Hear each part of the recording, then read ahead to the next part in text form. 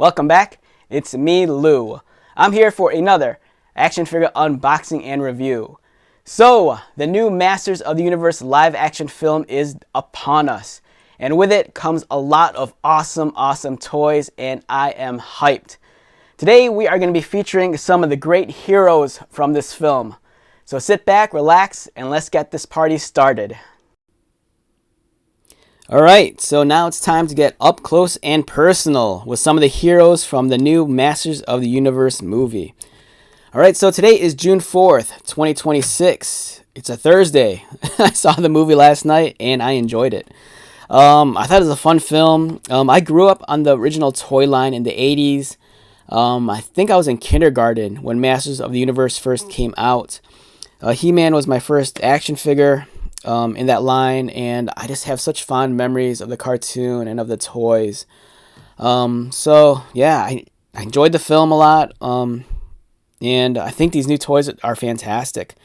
The core line of figures are really appealing to me because, for one, they're very affordable. You know, for $9 or $10, you know, sign me up. I've said this in other videos before. For whatever reason, I always gravitate more towards the budget action figures than the premium ones. Don't get me wrong, I have a huge collection of, like, you know, premium action figures. But whenever there's like a movie line, especially like, for example, with the Marvel films, when Infinity War and Endgame came out years ago, Hasbro, they were pushing two toy lines. You know, they had the Marvel Legends ones, which back then, you know, they were only $19. But then they had these budget figures that were like $9 or $10, and they were beautiful figures. You know, they were slightly smaller than the 6-inch figures, but the sculpting was there, the detailing was there, and they came with cool accessories. And I say this all the time. For me, collecting toys, it's a way for me to connect to my youth. And an action figure, I can appreciate a toy if it's premium. You know, if it has multiple points of articulation, if it has a better paint job and more details. But there's something about the simple toys that appeal to my inner child more. And I think that's what kind of keeps me a little bit more youthful and a little bit more forgiving in terms of these cheaper figures. Because I know some people look at these and are like, oh, you know, they're smaller, they're not as detailed and this and that. But if I was a kid, I'd be stoked on these figures. And as an adult, and also as a collector, I think they're great. You know, they're cheap, it still keeps me in the game, but at the same time, they're well crafted enough that it respects me as a collector, if that makes any sense. All right, so with that being said, let's talk about these figures. They look great. The likeness of He-Man to actor Nicholas Galitzine, I think, looks pretty decent. I think trying to capture his hair is going to be kind of hard, but the figure itself looks good. His expression is very neutral, and which I don't mind, but I kind of feel like I wish it'd give him a little bit more life. You know, the character in the film is very expressive. You know, as Adam and as He-Man, he's someone that's a little bit insecure at certain times, and a little bit. Then there's moments when he's really secure and he's very forthright.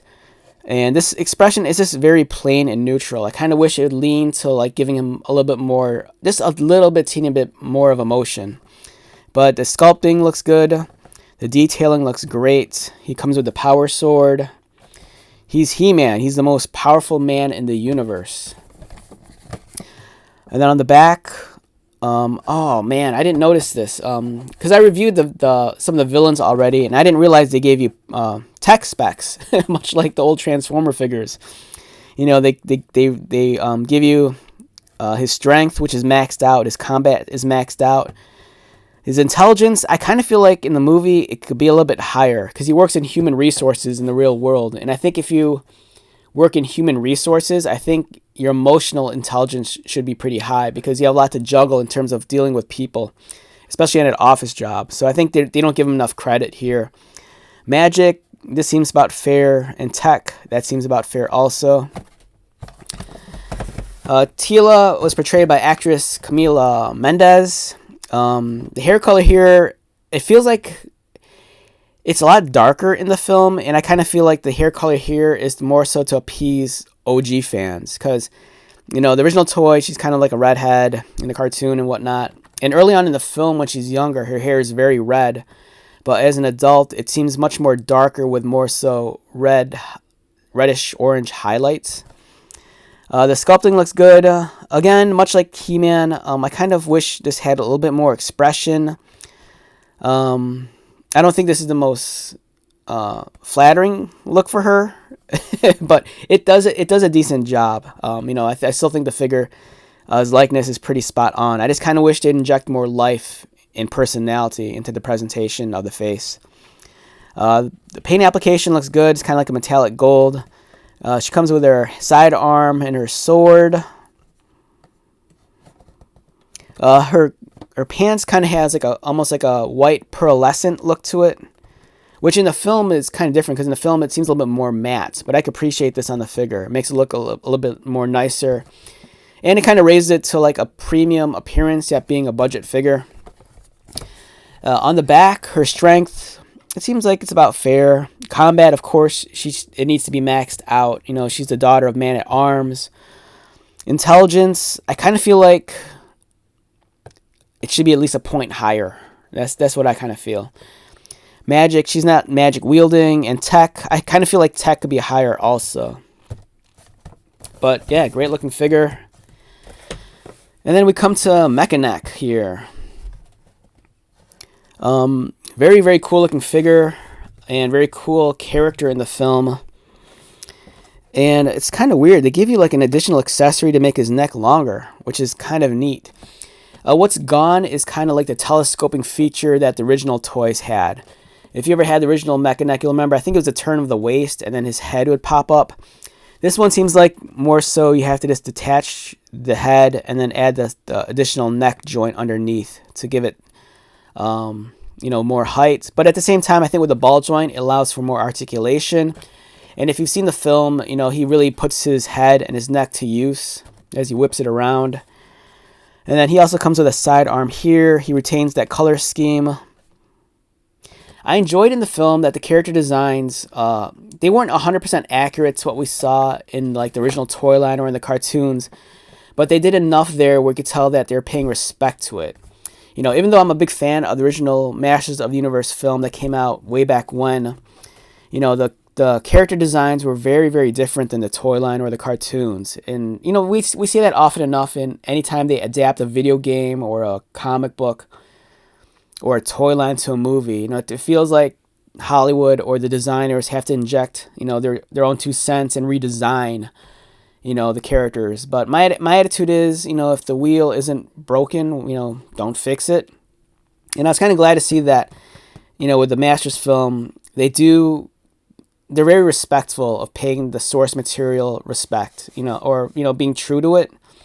And I think that's an important thing as a fan. If you're a longtime fan, you like seeing that kind of stuff. And it's nice that the movie, that even though the character designs are slightly updated, they do a good job of paying respect to, the source material. All right, so let's get started. First off, let's start with Teela.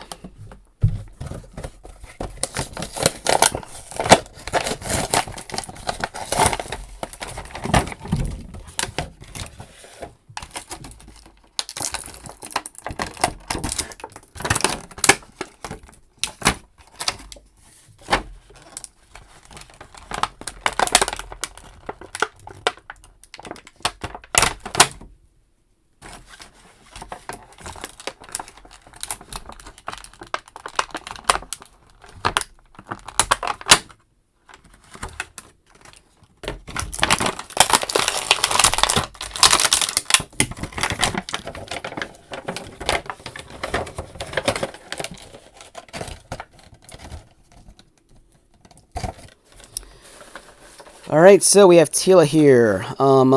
Here are our accessories. She has her sidearm, this grayish silver plastic.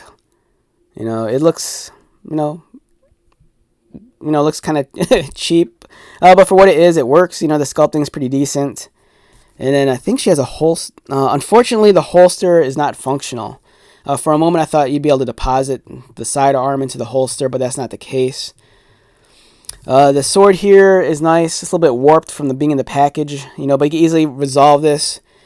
Just dip it in a mug of hot water, and then you can just reshape it. But it's nicely sculpted, like the gold finish on here.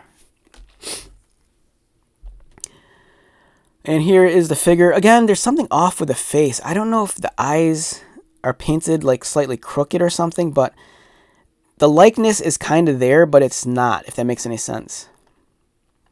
And the hair color is definitely a lot brighter than it is in the film. But it's a nice looking figure. You know, I think the likeness, it's close enough to Camila Mendes, but I think they could have done something a little bit more flattering and a little bit more expressive with the face.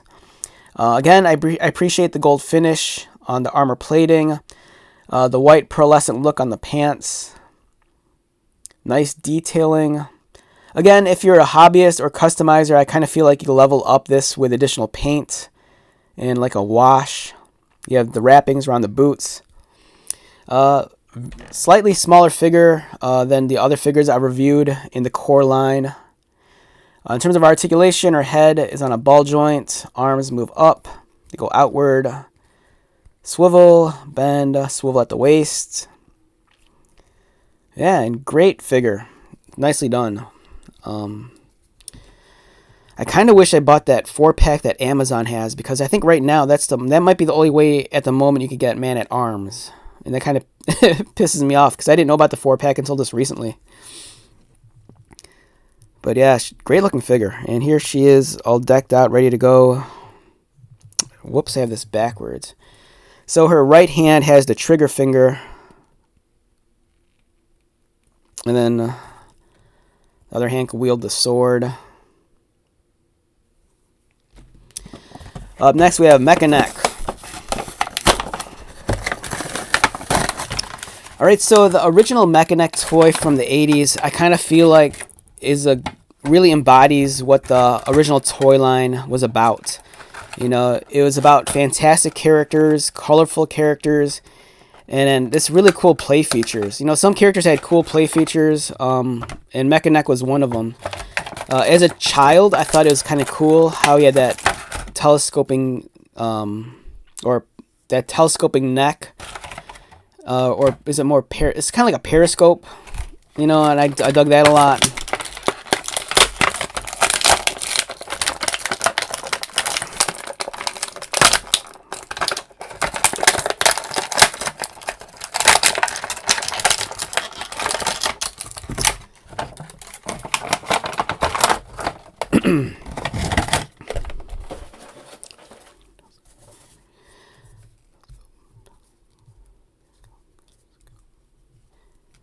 Alright, so yeah, the periscoping head feature is removed. That gimmick's no longer with this figure, but you could extend his head, it looks like, through the use of an additional neck piece, which I think might be identical to the one that's stock on his head right now. So if I had to guess, you just simply unplug this, and you can plug this one in. And then he has his elongated periscoping, or elongated neck feature without the periscoping toy feature.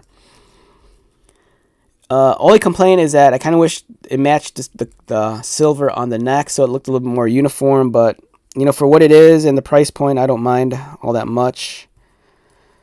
And then me being OCD, I'm just trying to make sure it's aligned correctly.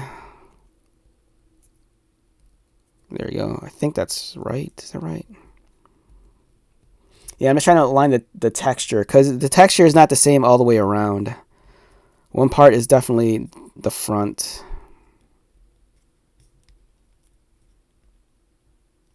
I think that's it. There you go. Yeah, so it's kind of cool. You can like whip it around. It's not as articulated as... It seems like they could have... I don't know, maybe make the cut. What I would have done is, because it seems like the ball joint, the cut's too deep, I think. And it's not going to be as articulated as you can see in the film. But it's still a cool play feature nonetheless. I do like the character design. One thing I like about the design of this toy is that there's some depth to his armor. Like, it's not all one solid piece and it's painted differently.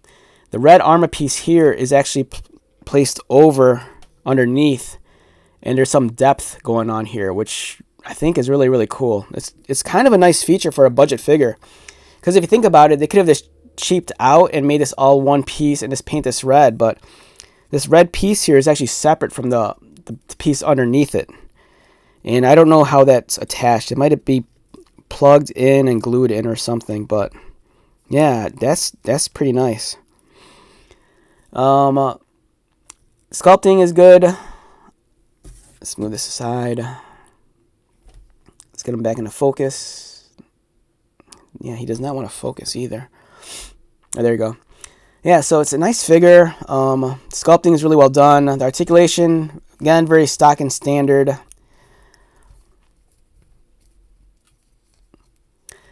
I kind of wish that his head in the movie kind of resembled the original 80s figure. Because I want to say I just have memories of the 80s figure, the head being a little bit more angular and not so like round. Like he definitely had like the much more triangle eye lenses, but I just remember his head just feeling a little bit more boxy than this one. But the color scheme, definitely feels like Mech and Neck. It's kind of cool too. His boots have little boosters on the back, and I don't remember if he actually uses that in the film. But it's cool. I dig it. And there's his sidearm also. Yeah, it's a fun looking figure. I am really itching to get that 4-pack because I need that Man-at-Arms. But I don't want to... It's pretty affordable too on Amazon in the States. I think it's like $38. But like I said, I didn't know about that 4-pack until just like the other day.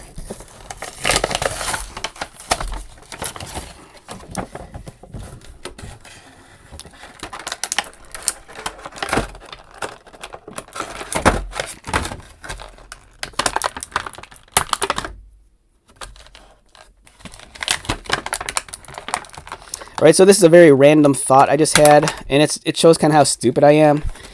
If there was a genie, and if he could grant me, like, any wish, I think for a second the first thing I thought of was, please do away with all these plastic ties on these action figures. And that just shows how stupid I am. I could wish for, like, anything else from this genie, like money or a woman, but instead, no, I just want to get rid of these stupid plastic ties. All right, the Sword of Power, really well done. It looks cool. It's kind of cool to see the sword much more realistically proportioned, and it's like a little bit slimmer. I kind of wish they'd paint the handle or the hilt brown like we see in the film. There's a little bit of excess plastic flash on the edge, but I think you could cut that off. I'm not sure if that's intentional. Is that supposed to be there, or is that this excess flash? Yeah, this might be excess plastic.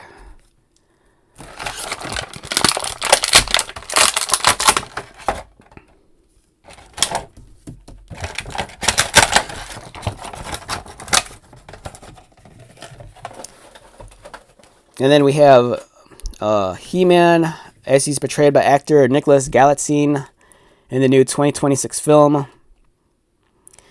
When I first saw the trailer, immediately the first thing I thought was the He-Man that we're seeing in the film. This is 2000X He-Man.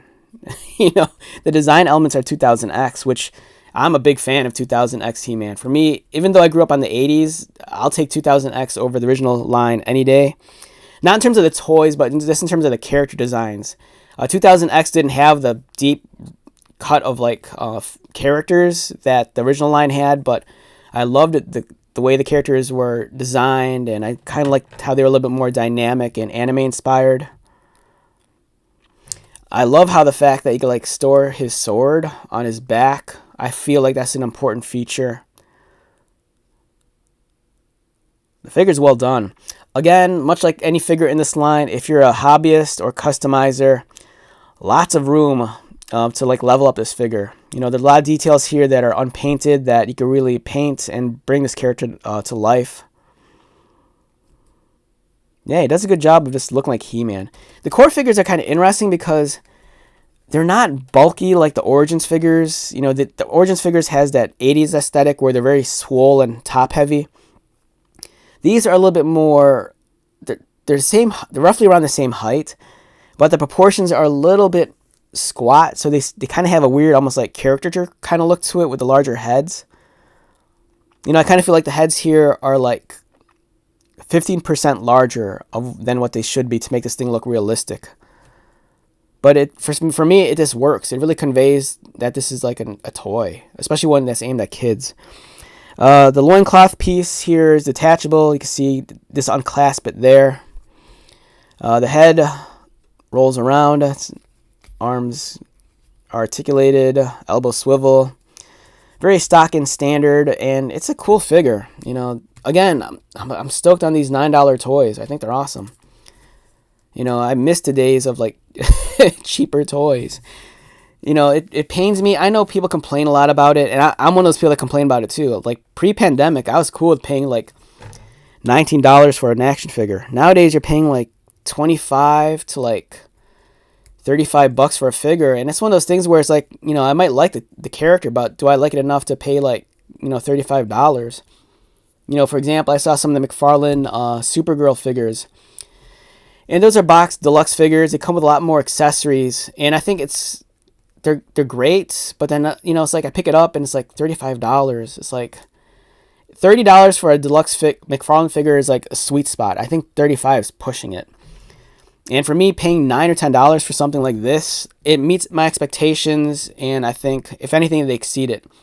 You get accessories. They're playable if you're a kid or if you have little ones. They're well crafted. And the box art's nice. They don't feel cheap, and they look nice, and they're just, again, these really appeal to my inner child. And since I have these out, let's bring out the villains. We have Skeletor, which is awesome. I kind of wish the blue on him was a little bit more vibrant, like we see in the film. In the film, it's really, really rich. This is a little bit more dull, a little bit less, slightly a little bit gray. But awesome figure. We have Beastman here, which is huge. Nice beefy figure. I like this core line a lot. And I'm kind of like hesitant on buying what are they called? Chronicles. They're like the master-sized verse, or they're like the Masterverse size figures. Those look great, but man, it's like I said, just like there's something about buying cheap figures where I'll leave the store happy. I'm like, I didn't spend that much. And I'll leave knowing that I got some cool toys. But anytime I spend like a certain amount of money, and believe me, I spend a lot of money on toys, but there's something about these cheaper figures. They're nice. They're well done. Here's Skull Knight. Awesome figure. This is one that's worth army building.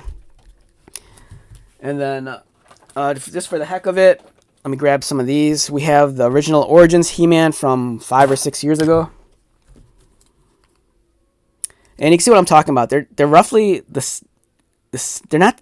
kind of the same scale in terms of the height, but then in terms of proportion, this is like a beast. They're very top heavy.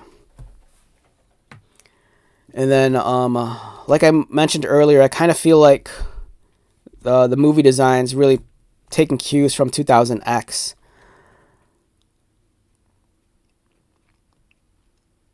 Kinda.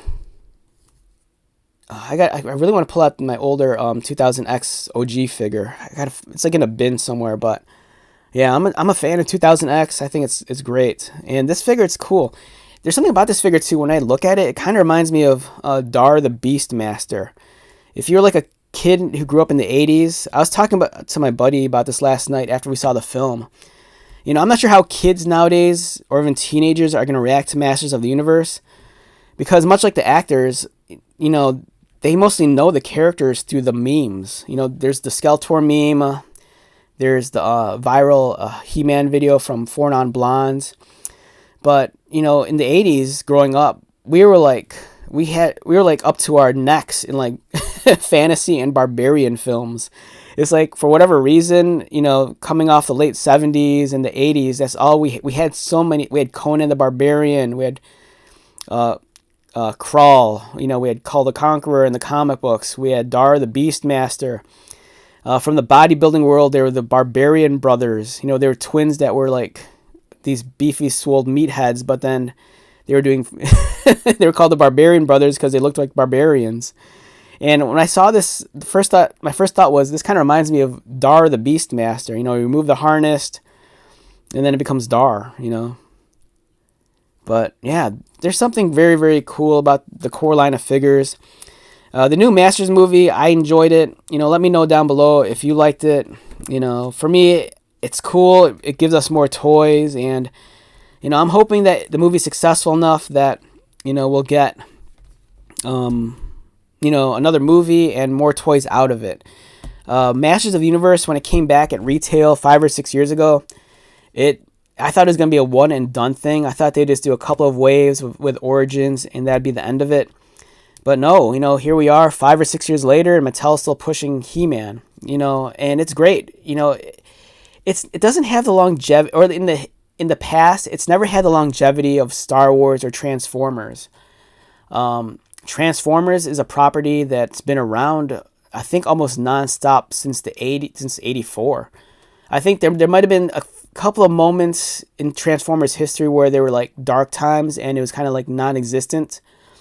But then again, I think that was very short-lived. After G1, there was G2. And I think G2 was quiet only for a few years before we were given Beast Wars. And then from Beast Wars, Beast Machines. And then, that carried on to like Armada and Cybertron. And then like the Classics line. And then, the Michael Bay movies. That extended Transformers, up until now. And Masters of the Universe, it's never been as fortunate. It seems like it's one of those properties that it comes back, and it's like nostalgic for the people that were into it, and they'll be into it just for a little bit, but then it might not be the Masters of the Universe that they grew up on, so some fans might, not necessarily be on board for it, and then the property will be dormant again. And then sometimes they'll do the stuff where, some stuff will be licensed out to third parties, or, there'll be stuff like Matty Collector, or, where you have to get it through online. But when they brought back Masters of the Universe to retail, it's kind of exciting. And for me, it's like, wow, they're, they're back, and hopefully for the long haul. We're seeing all these cool collabs, with like TMNT, Thundercats. And then Mattel with having the WWE license. Years ago we had the WWE Masters of the Universe crossover figures. And Mattel's still continuing that body style with their Superstars line, which is kind of echoes of the old Remco toys, which were knockoffs of the old Masters of the Universe stuff. So for me, it's like, if you're an 80s kid and you're a Masters fan, regardless of what you think of the movie, you have to at least give it credit for that. It's keeping the property alive. It's keeping the toy line alive. And because of that, you're getting really, really cool, fantastic action figures. If you have little ones, there's no better time to introduce them to Masters of the Universe than now, because there's actually toys to accompany it. And I think that's a very special thing. And it's kind of backwards too. Like, after we saw the movie, I was talking to my brother, and it's kind of like, how come there's no video games? Back in the day, like in the 90s and 2000s, anytime there was a movie, there'd always be like a video game to accompany it. And I feel kind of gypped that there's no Masters of the Universe video game to accompany the property right now. Like, especially with the character lineup, I would like die if they had like a fighting game. I'm such a huge fighting game fan. I love stuff like Street Fighter, Mortal Kombat, all the SNK Neo Geo fighting games, Tekken, Soul Calibur. I remember like when Soul Calibur came out and they had the edit mode. I'd try customizing and making fighters that looked like Motu characters. So it's just, there's all these weird missed opportunities, especially like in this day and age. If Mattel really wants to level up the property, they need to explore stuff like friggin' fighting video games. I think that'd be sick. All right, this is me being crazy and just ranting on, but yeah, awesome toy line. Glad that Motu is still alive and kicking. And if you haven't seen the new movie, check it out. Even if you think it looks stupid, check it out. We need the property to keep on moving forward. So yeah, throw all your money into Masters of the Universe, and let's keep this line alive. All right, so with that being said, let's wrap this one up. Once again, my name is Lou. If you're new to my channel, welcome. If you are a returning viewer, subscriber, thank you so much for your continued support. I greatly appreciate it. So until the next video, be safe, take care of yourself, buy lots of toys, and most importantly, be happy. And I'll see you at the next one. All right, later.